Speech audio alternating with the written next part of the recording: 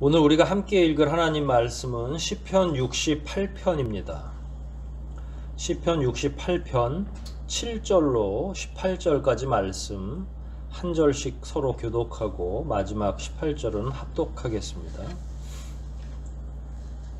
시편 68편 7절부터 18절까지 말씀입니다.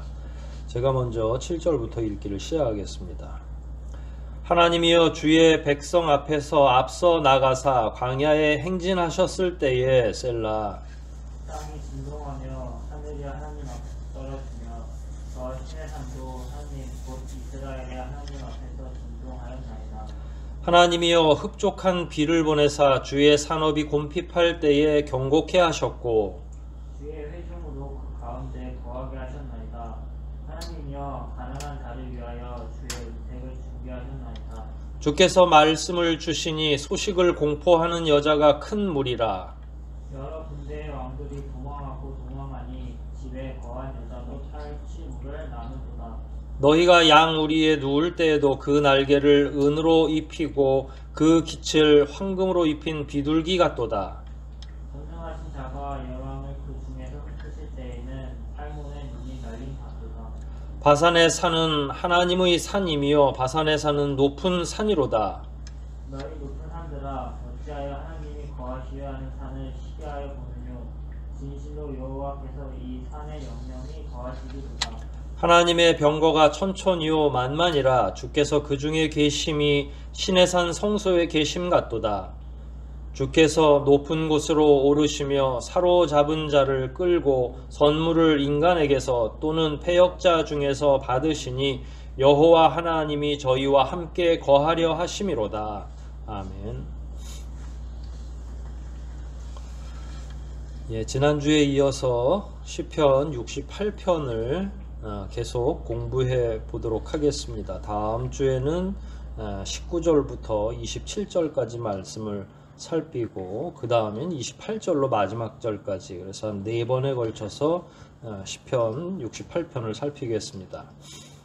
오늘 전체 흐름은 앞부분에는 어떤 배경인지 잘 드러나지 않았는데 오늘 내용을 이렇게 슬쩍 보면 마치 가나안 땅을 정복하는 과정 그리고 정착하는 과정, 이런 내용을 좀 담고 있는 것처럼 몇몇 구절이 보입니다. 그래서 한번 그렇게 상정해 놓고 한 절씩 한 절씩 공부를 해 보도록 하겠습니다. 7절부터 볼까요? 하나님이여 주의 백성 앞에서 앞서 나가사 광야에 행진하셨을 때에, 이렇게 했는데 사실 이스라엘 백성들이 출애굽하고 가나안 정복하는 이 과정에서 가장 중요한 사건은 그동안 홍해가 가장 중요한 장소고, 홍해를 가로지르는 사건이 가장 중요한 핵심적인 사건이었습니다. 그래서 시편의 곳곳에 홍해를 이스라엘 백성들이 건너는 광경이 자주 발견되곤 합니다. 그런데 7절부터 시작되는 이 내용들은 홍해를 이미 건넌 상태고, 그래서 땅을 지나는, 광야를 지나는 과정을 먼저 우리에게 이야기하고 있습니다. 그래서 홍해를 건넌 것 이상으로 광야에서 40년 정도 이미 생활을 하고 이제 드디어 가나안 땅에 들어가게 되는, 정복하고 또 그곳에서 정착하는 과정을 이야기한 것이 아닌가 이렇게 생각된다고 말씀을 드렸습니다. 7절을 보면 특이한 게 하나님이 주의 백성 앞에서 앞서 나가신다 이렇게 표현이 되었습니다. 사실은 웬만하면 요즘에는 장수들이 뒤에 서죠. 장군들이 전쟁터 맨 앞에서 나를 따르라고 이야기하지 않고 앞장서서 나가라고 뒤에서 주로 독려하는 스타일이라면, 우리 하나님은, 만군의 여호와 하나님께서는 어떤 전쟁이든지 이스라엘 백성들을 먼저 앞세워 놓고 당신께서는 뒤로 물러나시는 그런 하나님이 아니시죠. 모든 전쟁에서 가장 앞장서 나가시는 분이 바로 하나님 여호와이십니다. 그랬을 때에 하나님의 그 능력, 하나님의 그 어미하심을 따라서 그 전쟁이 향방이 가려지는 거죠. 그래서 이스라엘 백성들이 하나님을 그냥 뒤에서 쫓아가기만 하면 되는 거고, 하나님이 진두지휘하시는 전쟁은 백전백승이라고 할 수 있죠. 이스라엘에 있어서 가장 위대한 군대 장관이라고 할 수 있다면 그건 바로 하나님이시라고 말할 수 있습니다. 인간들이, 사람이 굉장히 중요한 지도력을 발휘할 수도 있고 그런 리더십을 발휘할 수도 있지만, 또한 그 이면에 그 지도자를 인도해 주시고 용맹하게 군사들을 이끄시는 분은 하나님이시다. 그 하나님이 가장 앞장서서 나갈 때, 그리고 7절 중후반에 보면 광야에 행진하셨을 때에 광야를 거침없이 하나님이 이스라엘 백성들을 다 데리고 앞장서서 나가시는 거죠. 그때의 8절로 바로 연결되죠. 땅이 진동하고, 여기서 진동한다라고 하는 건 두 번이나 반복되죠. 앞에 땅이 진동하며 했고, 마지막 8절 마지막에 이스라엘의 하나님 앞에서 진동하였나이다 이렇게 해서 두 번이나 진동한다라고 했는데, 여기에서 이 진동한다라고 하는 거는 뭐 당연히 흔들리는 걸 의미하고요. 그런데 단순히 흔들린다 하는 형태의 상황만 얘기하는 게 아니라, 하나님이 앞장서서 나갈 때 땅의 진동, 이거는 단순히 자연물이 흔들린다라는 측면이 아니라 땅에 있는 사람들을 다 포함하는 거고, 진동한다라는 말은 위축된다는 말이에요. 우리가 이스라엘 백성들이 광야 생활을 마치고 가나안 땅으로 처음 진격할 때에 여리고성을 치게 되죠. 그런데 여리고성에는 이미 이스라엘 백성들이 요단강을 건너려고 다 준비하고 여리고성을 건너는 과정 중에 이미 여리고성에 소문이 다 도달했어요. 이스라엘 백성들이 그 전에 광야 생활을 하면서 또 여리고 목전까지 오는 과정 중에 여러 민족, 여러 백성들을 물리치고 왔다는 사실을 여리고성에 있는 백성들이 다 알거든요. 그래서 이미 여리고성에 있는 사람들은 간담이 서늘할 정도로 위축되어 있는 거죠. 여기서 땅이 진동한다라는 말은 바로 그런 의미입니다. 이스라엘 백성들이 하나님의 인도를 받아서 이렇게 앞으로 진격할 때에 주변에 있는 모든 백성들이, 모든 군사들이 두려워 떨게 되고 진동하는 것. 그래서 위축돼 가지고 결국은 전쟁을 제대로 쳐보지도 못하고 해보지도 못하고 이스라엘 백성들이 이기게 되는 것을 의미하죠. 땅이 진동했으니까 그 다음에 연결되는 건 하늘이 하나님 앞에서 떨어진다. 하늘이 하나님 앞에서 떨어진다고 하는 건 거기 각주 3번을 보면 비를 떨어뜨린다 이렇게 이야기했는데, 오히려 그냥 8절에 나와 있는 각주 말고 하늘이 하나님 앞에서 떨어진다라는 번역이 훨씬 더 이해가 쉬울 것 같아요. 비를 내린다는 의미도 은연중에 포함되어 있지만 그 의미는 아니고, 땅에 있는 모든 사람들 뿐만 아니라 하늘까지도, 그러니까 이거는 합을 맞추기 위해서 땅이 있으면 하늘이 있는 거잖아요. 그러니까 그 어떤 것도 예외 없이 라는 말이에요. 하나님이 이스라엘 백성들을 인도해 가고 계시는데, 하나님의 자녀들을 인도하시는데 땅만 혹은 거기에 포함되어 있는 조그만 공간만 진동을 느끼는 것이 아니라 천지가 모두 다, 하늘을 포함한, 사실은 하늘 자체도 하나님의 영역이니까 그 얘기를 하고 있는 거예요. 하나님이 하늘 앞에서 떨어지며, 그리고 저 시내산도 하나님 곧 이스라엘의 하나님 앞에서 진동한다. 이건 어떻게 보면 이스라엘 백성들이 시내산까지 가는 과정이기도 하고, 또 한편으로는 등 뒤에 시내산을 놓고 가는 과정이기도 하고, 그 과정이 어떻든 하나님께서는 이스라엘 백성들을 진두지휘하셔서 앞으로 가고, 그 주변에 있는 모든 백성들, 모든 나라와 군사들은 두려워 떨 수밖에 없다. 진동한다라고 하는 말씀입니다. 9절을 보면 이거는 뭐 정착하는 과정인 건지 잘 모르겠어요. 9절 10절을 보면 하나님이 흡족한 비를 보내사 주의 산업이 곰핍할 때에 경고케 하셨고, 사실 남의 나라에 쳐들어가는 과정도 그렇지만 쳐들어가서 그 땅을 정복하고 완전하게 정착하는 것도 중요하죠. 그런데 전쟁을 하게 되면 이스라엘이 아무리 이긴다 하더라도 그 전쟁을 하는 과정 중에 많은 물자들이나 혹은 공간도 그렇고 모든 것들이 다 파괴되는 거죠. 이게 서로 손해가 많은 일입니다. 그래서 갔는데 너무 흉년도 들고, 전쟁해서 정복했는데 그 당해년도부터 막 흉년이 들면 정복한 민족이 거기를 끝까지 정복하고 지켜내지를 못하는 결과가 오죠. 그러니까 여기에서 전제 조건은 정복하는 그 날부터 하나님이 그 지역을 더욱 윤택해 해주시는 것이 정착에 있어서 가장 중요한 일이에요.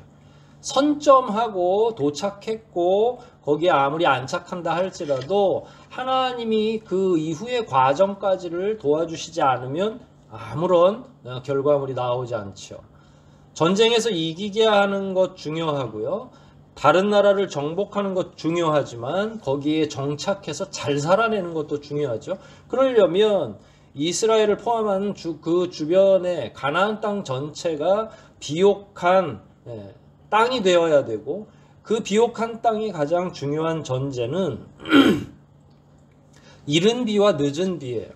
때를 따라서 곡식들이 땅에서 수분을 흡수하고 하늘의 태양을 통해서 양분을 잘 저장하기도 하고, 그래서 농산물이 잘 돼야만 그 땅을 정복한 효과가 있을 거죠. 그래야 많은 열매를 맺고 거기서 풍요로운 삶을 사는 거죠. 그럴 때에 이스라엘 백성들이 아무리 부지런하게 손발을 놀린다 하더라도 하늘에서 내리는 비는 마음대로 못하는 거죠. 왜냐하면 이스라엘 지도를 이렇게 보면 우리가 하늘 위에서 본다고 생각할 때 왼쪽은 지중해 바다고 오른쪽으로는 위쪽에는 갈릴리 호수가 있고 밑에는 사해가 있는데, 사해물은 쓸 수가 없죠. 염분이 웬만한 바다보다 훨씬 더 높기 때문에 전혀 사용할 수가 없고, 그렇다고 갈릴리 물을 이 당시에 수도로 송수관으로 끌어다가 수도로 만들어서 보낼 수가 없잖아요. 그러니까 무조건 천수답이라고 하듯이 하늘에서 비가 내려오지 않으면 농사도 혹은 정착해서 먹고 사는 일도 불가능한 거죠. 여기서 가장 중요한 건 하나님이 그 일을 하셔야 된다는 거예요. 비를 내려주셔야만 하는 거죠. 그래서 다시 9절을 보면 흡족한 비를 주사 주의 산업이 곰핍할 때에 경고케 하셨고, 그 다음에 바로 주의 회중으로 그 가운데 거하게 하셨나이다. 하나님이 모든 것들을 풍요롭게 하신 다음에 그 사이에 이스라엘 백성들이 안착할 수 있도록 가운데다가 가져다가 놓으셨다는 거예요. 그러니까 손에 피도 안 묻히고 물 한 방울 묻히지 않고 고생하지 않고 정복했고 정착하는 과정을 이렇게 표현한 거죠. 그리고 10절 중반에 하나님이여 가난한 자를 위하여 주의 은택을 준비하셨나이다. 이스라엘 백성들이 지금은 부요한 상태가 아니죠. 왜냐하면 이집트에서 노예로 400년 가까이 살다가 출애굽을 한 거잖아요. 가지고 나올 게 없었고 가지고 나왔던 것들도 일부에 불과하지, 거기에서 무슨 재테크를 열심히 해가지고 이스라엘 백성들이 재산을 많이 모아서 온 것도 아니고, 그리고 거기서 모아진 것들은 전부 대부분이 성막을 준공하는 데 사용하기도 했고요. 이스라엘 백성들은 이제 광야에서도 농사를 짓거나 하지 않았으니까 가나안 정착하는 그날 그 시로부터 만나와 메추라기가 떨어져야 되고, 만나와 메추라기가 사라지면 결국은 이스라엘 백성들이 알아서 자기들이 그 지역에 나는 소산으로 먹어야 되니까 하나님은 이미 그런 과정들을 잘 준비해 주셨고, 그런 상황에 이스라엘 백성들이 쏙 들어가게 된 거죠. 하나님이 그래서 가난한 이스라엘 백성들, 아무것도 없는 백성들을 이 땅에 불러주시고 나라도 만들어 주시고 한 민족으로 형성해 주시고, 그러니까 뭔가를 형성하고 만들어가는 건 인간의 노력으로 가능한 게 아니라 하나님이 다 하셔야 된다는 사실이고, 하나님이 하셨을 때에 이 이스라엘 백성뿐만 아니라 오늘날의 우리들도 그 은혜가 안에서 살아날 수 있는 거죠. 11절과 12절을 보면 굉장히 재미난 표현인데요. 주께서 말씀을 주시니 소식을 공포하는 여자가 큰 무리라. 여러 군대의 왕들이 도망하고 도망하니 집에 거한 여자도 탈취물을 나누도다. 이게 11절 12절은 이스라엘 백성들, 하나님의 자녀들이 어느 지역이든 거점을 확보하고서 정착하는 과정 중에 외부로부터 공격하는 거예요. 여기저기서 이제 시기도 하고 또 그 나라에 먹을 게 풍성해지면 노략을 위해서도 그렇고 전쟁을 일으켜서 막 쳐들어오지요. 그게 12절에 여러 군데의 왕들이 들어온 거예요. 그런데 내용을 앞뒤로 보니까 다 그들이 도망갔다는 거예요. 그리고 그 도망간 얘기부터 시작해서 여기저기 사람들에게 소식을 나누는 건 여자가 그 일을 하고 있고요. 그 다음에 12절의 마지막에 도망가고 나서 백성들이 가지고 있는 탈취한 내용물들도 여자들끼리도 나누고 여자들한테도 그 탈취물이 돌아갈 정도고, 이게 무슨 얘기냐면 11절 12절의 핵심적인 내용은 그겁니다. 이스라엘 백성들을 괴롭히려고 주변 여러 나라들이 공격을 하든 뭘 어쩌든 간에 이스라엘은 더 이상 염려할 게 없다. 하나님이 다 지켜주시니까. 근데 하나님이 지켜주시는 걸 형상화한 게 뭐냐면, 원래 전쟁은 남자들이 하는 거죠. 큰 군대들이 하는 거고 왕들이 직접 친전을 하죠. 전쟁의 왕이 장소로 와서 진두지휘 하는데, 이스라엘은 하나님이 지켜주시니까 군대를 일으킬 필요도 없고, 누가 제일 유력하게 활동을 하냐면 그냥 여자들이 왔다 갔다 하면서 활동하고 그냥 떨어져 있는 노략물만 가져다가 나누기만 해도 된다는 거예요. 이스라엘은 뭐 전쟁을 할 것도 없고 힘을 들일 필요도 없고, 이스라엘에서 이스라엘 백성들이 막 군대를 모집해 가지고 외세 침입에 대해서 항거하고 할 필요가 없죠. 왜냐하면 그 모든 전쟁을 누가 막아주시냐면 하나님이 막아주시기 때문에.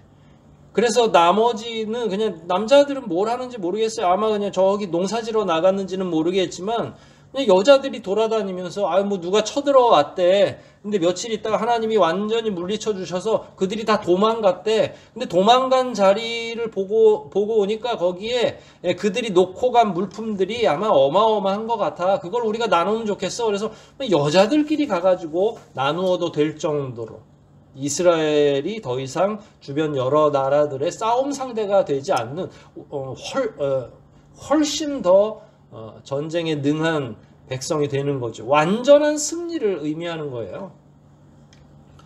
우리는 뭐 누워서 떡 먹기라고 이렇게 그런 방식으로 표현도 하지만, 하나님이 보호하고 인도해 주시는 가정이 됐든 그런 교회가 됐든 그런 나라가 됐든 하나님이 인도하시면 그런 모든 일들이 어렵지 않게, 말해서 소위 누워서 떡 먹기 하는 정도로 편하게 가능하다. 원래는 전쟁터에 남자가 하나지만 여자들이 그냥 물건 주워오기 바쁘다. 그걸 나눴더니 또 이제 앞부분에 9절 10절에서는 농사를 짓는 게 있다면, 이제 전쟁터에서도 이제 여성들이 그냥 슬슬 적군들이 놔두고 간 노략물을 주워오는 정도의 전쟁이 될 것이다. 어떻게 보면 힘없이 이기는 거죠.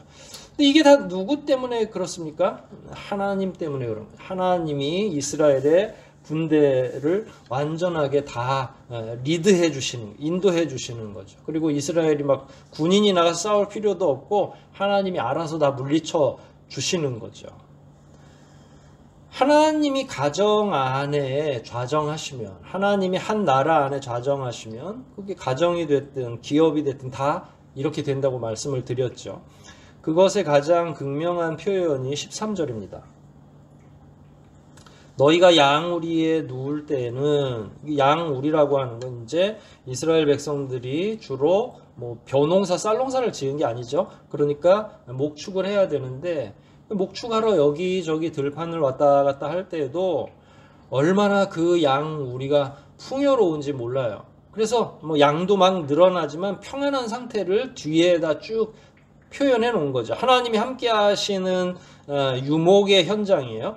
너희가 양우리에 누울 때는 비둘기 같은데, 13절의 맨 마지막에 비둘기 같은데, 이 비둘기가 어떤 정도의 비둘기냐면 그 날개를 은으로 입히고 그 깃을 황금으로 입힌 비둘기 같다.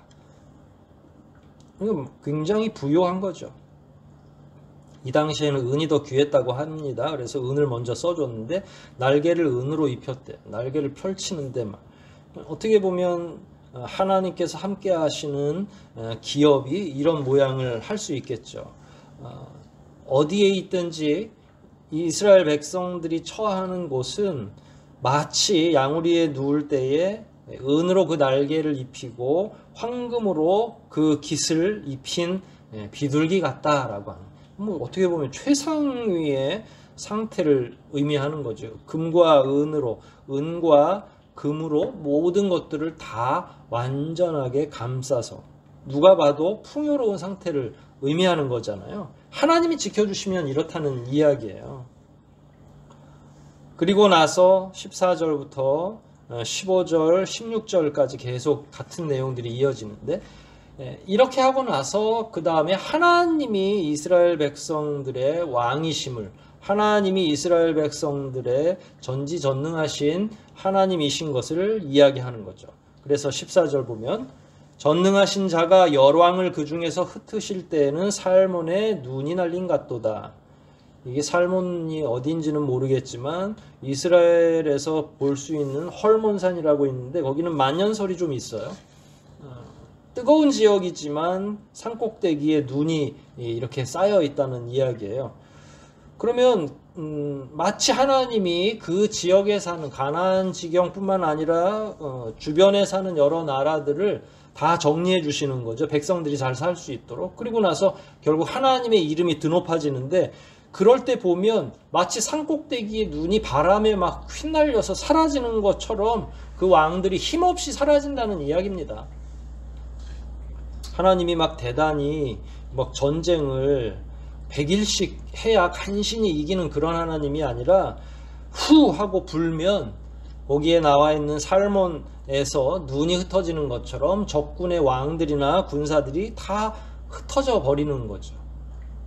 눈이 무거운 것처럼 밑에 내려서 이렇게 딱딱하게 굳기도 하고 뭉칠 수도 있지만, 여기서 표현된 건 그런 게 아니라 흩어져서 있는, 뭐 여기는 사실 눈이 그렇게 많이 쌓여 있지 않아요. 우리는 한번 오게 되면 굉장히 많은 눈이 내릴 수도 있지만 이 지역은 그런 정도는 아니니까 후 하고 불 수 있는 상태인데, 그렇게 되면 다 날아가는 것처럼 하나님이 그 지경에 있는 여러 왕들을 다 흩어버리셨다. 그러니까 여기서 하나님이 모든 걸 다 해주셨고 하나님이 가장 위대하신 하나님이시다라는 사실을 표현한 거죠. 그리고 나서 바산의 산, 이제 이방인들이 사는 지역인데요. 바산의 산은 하나님의 산임이요. 하나님이 거기까지 다 진격했고 거기도 원래는 누구의 땅이었냐면 하나님의 땅이었다는 거죠.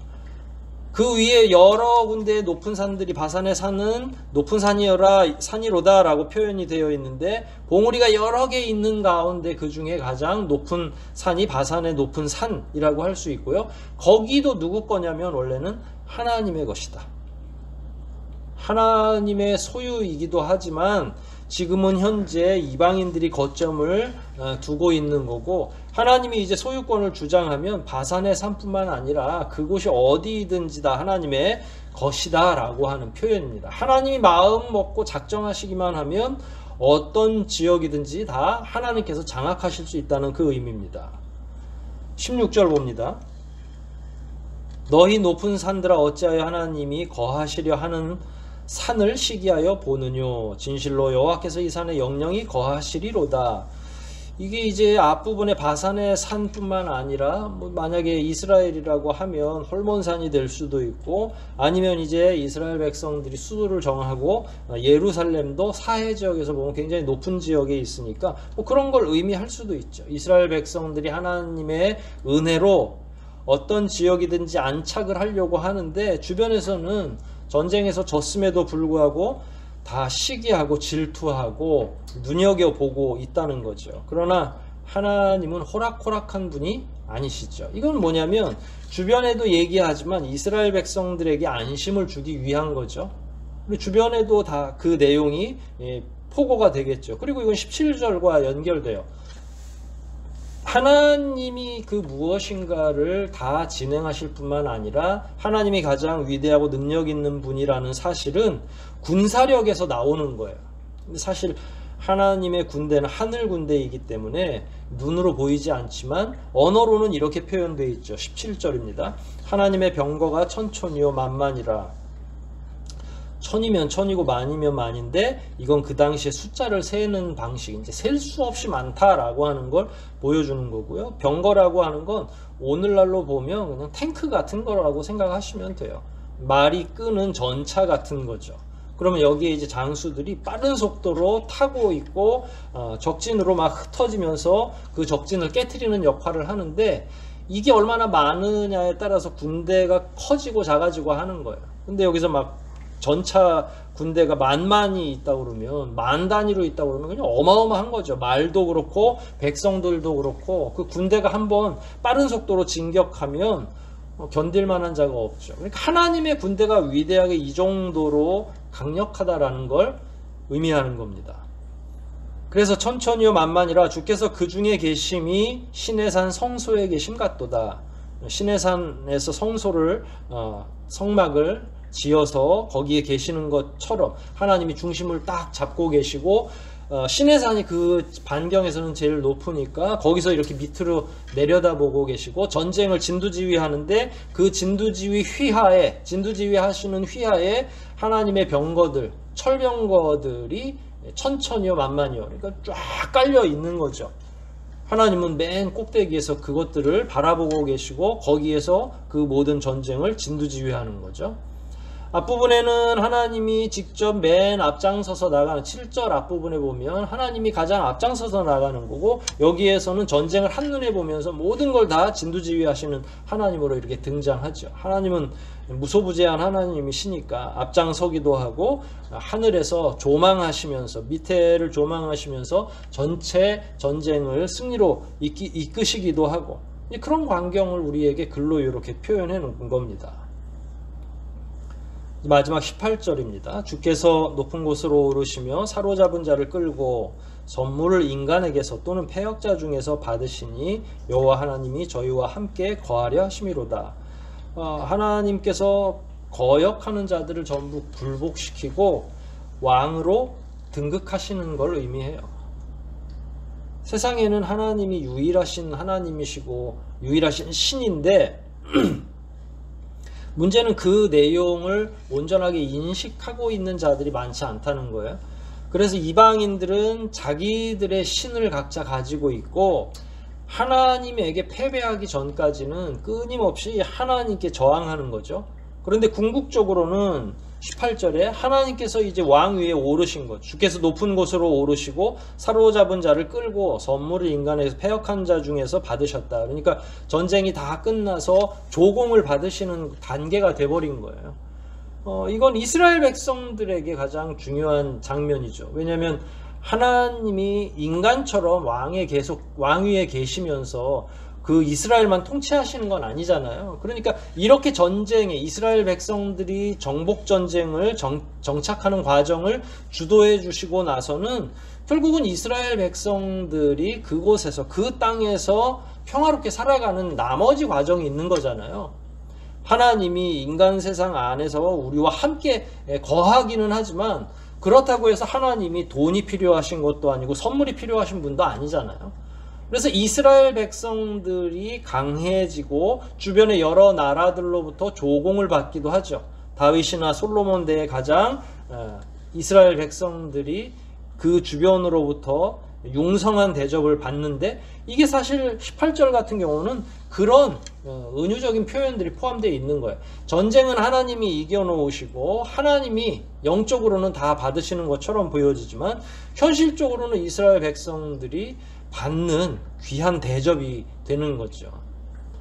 하나님이 함께하는 인생들도 마찬가지죠. 개인도 그렇고 가정도 그렇고 기업도 그렇고 하나님이 함께 하시면 하나님이 우리의 영광을 받으시긴 하지만 거기서 얻어지는 부산물들, 그게 부가 됐든 거기에서 얻어지는 명예가 됐든 우리는 하나님께 영광을 돌리지만 실제로 그걸 누리는 건 누구예요?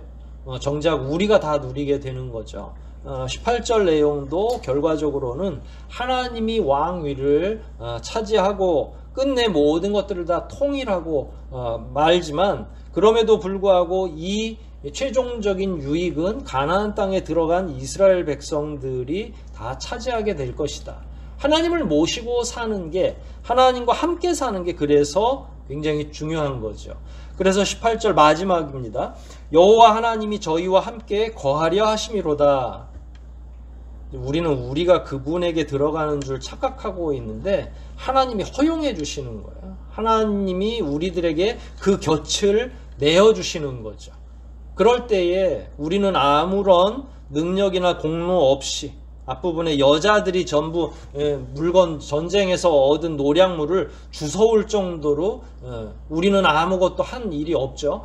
하나님이 다 하셨고 우리는 공로도 없고 노력도 하지 않았지만 하나님께서 곁을 주시니까 하나님이 이겨놓은 전쟁의 최후의 승자처럼 우리도 정착하면서 살아가는 거죠.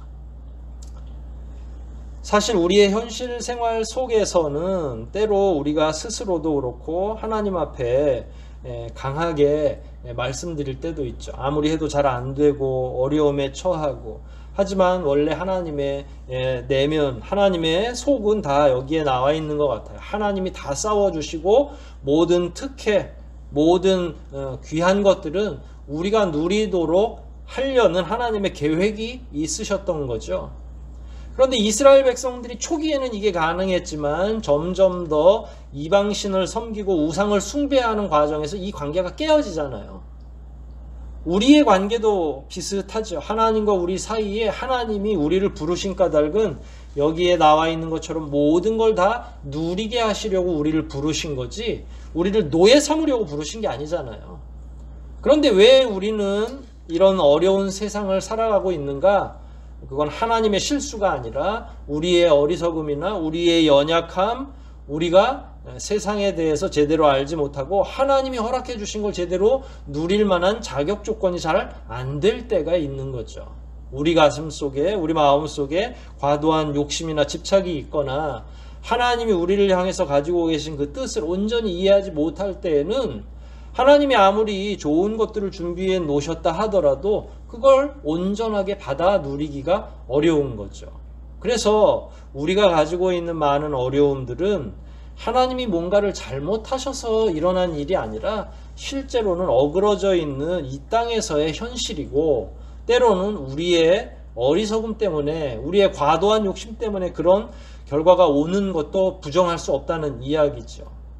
가능하다면 본문에 나와 있는 것처럼 하나님이 우리의 가장 위대한 장수가 되어주셔서 우리는 정말로 힘 하나 들이지 않고 하나님이 다 싸워주시는 그런 은혜로운 관계가 되는 것이 가장 복되고 바람직하겠죠. 그러려면 우리가 하나님 앞에서 신실한 성도로 살아가는 것 외에는 달리 방법이 없어요.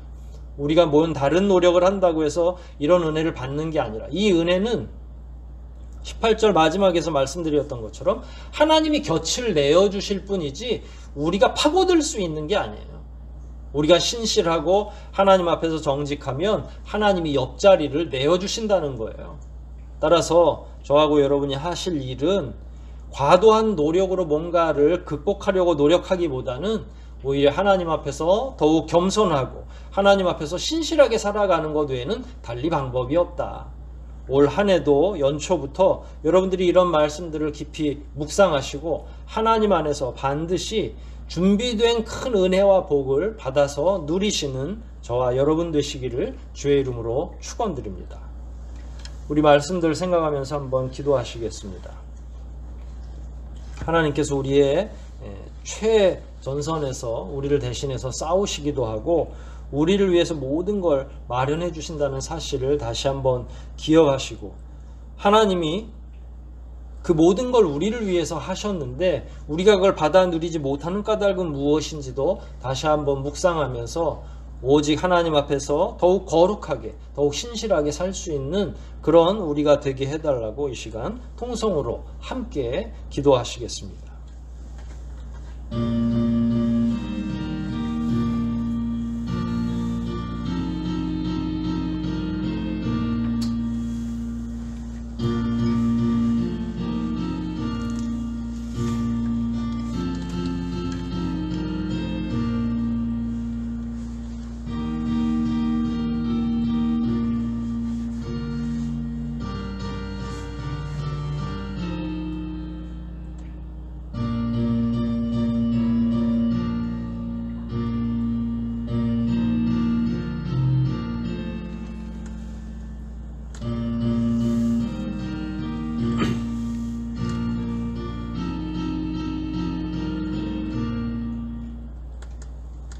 하나님이 오늘 이 시간도 저희들에게 아버지 하나님이 주의 자녀들을 위해서 얼마나 애쓰고 계신지를 바르게 이해할 수 있도록 말씀으로 교훈해 주시니 감사하옵나이다. 우리가 이렇게 여러 가지 어려운 가운데 처한 것은 하나님이 연약하셔서 그렇게 된 것이 아니라 결국은 우리의 부주의와 우리의 욕심과 우리의 탐욕이 빚어낸 것은 아닌지 다시 한번 되돌아보게 됩니다. 하나님이 마련해 주신 하나님의 옆자리에 앉을 수 있는 충분한 저희들이 될 수 있도록 매일매일 경건하게 도와주시고 매 순간마다 신실한 하나님의 자녀들이 다 될 수 있도록 허락하여 주시옵소서. 그리하여 하나님이 우리를 위해 대신 싸워주실 뿐만 아니라 이 땅 살아가는 동안 모든 것들을 평안하게 거둘 수 있는 나머지의 은택도 주시는 것을 기억하고 하나님이 베푸신 모든 은택을 받아 누리며 살 수 있는 주의 귀한 자녀들이 다 되도록 진리로 더욱 충만케 하여 주시옵소서. 이제 우리에게 내일부터 시작되는 설 명절이 있습니다. 하나님께서 우리들에게 지혜와 명철을 더하여 주시고 특별히 더욱더 거룩하게 살아갈 수 있는 방편을 허락해 주시고 코로나는 물론이고 여러 가지 어려운 가운데 저희들이 설 명절을 맞이하는데 부디 하나님 안에서 더욱 풍성한 설이 될 수 있도록 고유의 명절이 될 수 있도록 아버지께서 함께하여 주시옵소서. 주의 자녀들이 가는 어디든지 하나님께서 동행하여 주시고 안전하게 되돌아올 수 있도록 귀하신 은혜로 채워주시고 충만케 하여 주시기를 간절히 소원하오며 우리를 구속하신 예수 그리스도 이름 받들어 기도하옵나이다. 아멘.